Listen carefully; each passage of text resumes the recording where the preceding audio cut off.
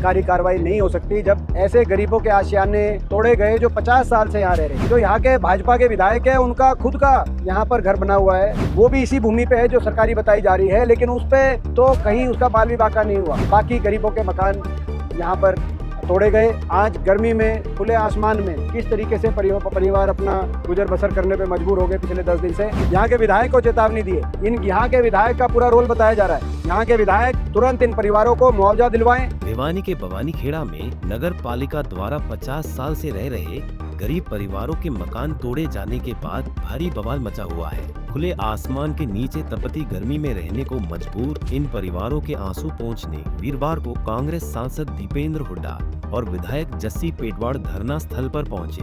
दीपेंद्र हुड्डा ने सीधे तौर पर स्थानीय बीजेपी विधायक को इस बर्बादी का जिम्मेदार ठहराते हुए सरकार को बड़ी चेतावनी दे डाली है। वहीं इलाके में धारा 163 लगाए जाने पर भी विपक्ष ने सरकार को घेरा है। धरना स्थल पर बोलते हुए दीपेंद्र हुड्डा ने स्थानीय बीजेपी विधायक पर गंभीर आरोप लगाए। उन्होंने कहा कि जिस जमीन को सरकारी बताया जा रहा है वहां खुद बीजेपी विधायक और उनके करीबियों के मकान हैं, लेकिन उनका बाल भी बांका नहीं हुआ, जबकि गरीबों को बेघर कर दिया गया। हुड्डा ने चेतावनी दी कि अगर इन परिवारों को जल्द मुआवजा और नई जगह मकान बनाकर नहीं दिया गया तो कांग्रेस आगामी विधानसभा सत्र में बीजेपी विधायक को बोलने तक नहीं देगी। इससे ज्यादा इंसानियत को शर्मसार करने वाली सरकारी कार्रवाई नहीं हो सकती जब ऐसे गरीबों के आशियाने तोड़े गए जो 50 साल से यहाँ रह रहे थे। वाल्मीकि समाज से हमारे परिवार थे, सासी समाज से हमारे परिवार थे, और सामने जो यहाँ के भाजपा के विधायक है उनका खुद का यहाँ पर घर बना हुआ है, उनके भाई का बना हुआ है, वो भी इसी भूमि पे है जो सरकारी बताई जा रही है, लेकिन उस पे तो कहीं उसका बाल भी बाका नहीं हुआ। और बाकी गरीबों के मकान यहाँ पर तोड़े गए और लगातार 10 दिन से ये धरना देने पे मजबूर हैं। ये गरीब परिवार ऐसे परिवार हैं, इनमें से एक ने बताया कि चौथी पीढ़ी में जाके मकान पक्का बना था। हमारे बड़े बुजुर्ग के आंखों में आंसू थे।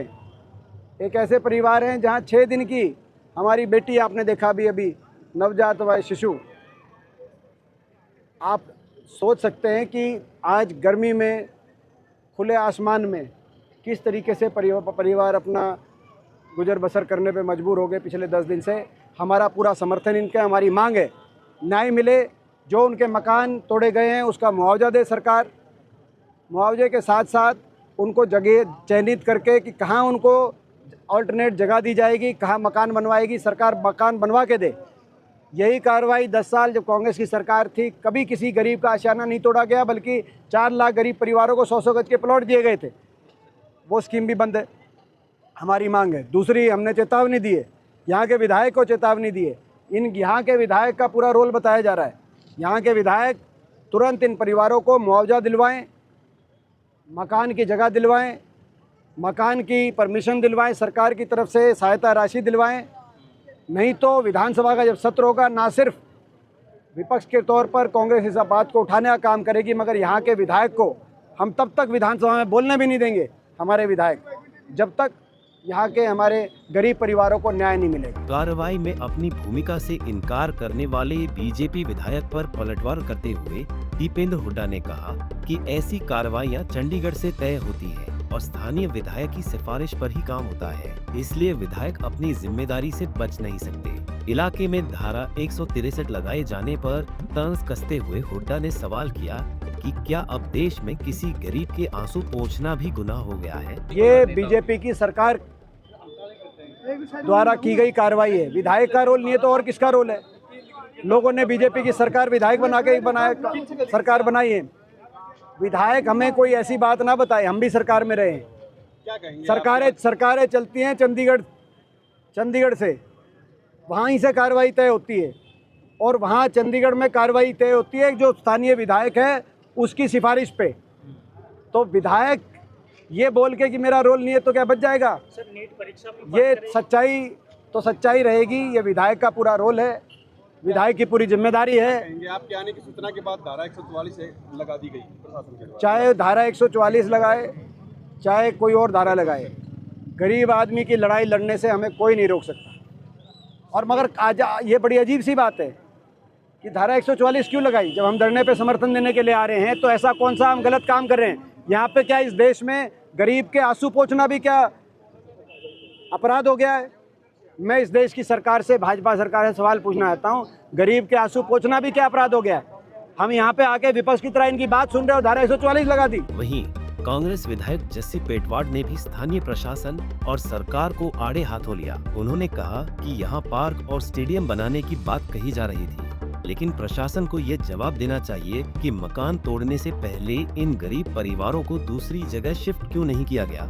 उन्होंने साफ किया कि कांग्रेस का एक कार्यकर्ता पीड़ितों को न्याय मिलने तक इस लड़ाई में उनके साथ खड़ा रहेगा। इस धरने को समर्थन देने आए हैं, उनके साथ साथ मैं भी अपना समर्थन इस धरने को देता हूं।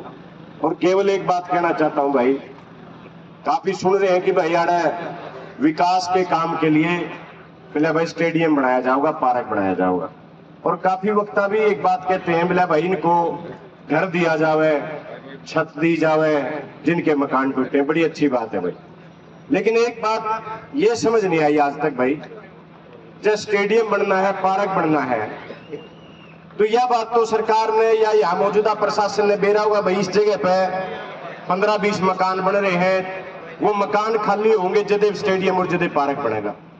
तो मकान तोड़न से पहले ही छत क्यों नहीं दी जाती, मकान तोड़न से पहले ही उन 15 परिवारों को नए मकानों में शिफ्ट क्यों नहीं किया गया। ये हमारी प्रशासन से हमारा एक सवाल।